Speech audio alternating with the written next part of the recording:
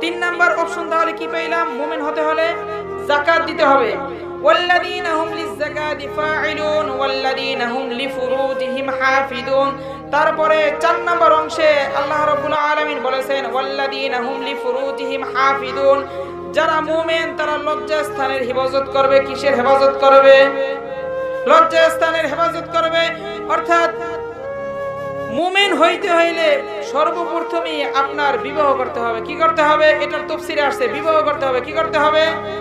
এই জায়গায় যারা আছেন মাশাআল্লাহ, মেয়ের বাবা যদি থাকেন, ছেলের বাবা থাকেন, অনেক সময় দেখা যায় পোলায় কি করে 10 তলা বাড়ি আছে কিনা, কয়েক কোটি টাকার মালিক আছে কিনা, ব্যাংক ব্যালেন্স কত আছে, এরকমের হয় কি হয় না? আল্লাহ রাব্বুল আলামিন এটার ভিতরে কঠিন জোরালো দিয়েছেন। দেখেন কোরআন এমন একটি গ্রন্থ, আমি তো বলেছি if you come to Quran then you will find solution of all things.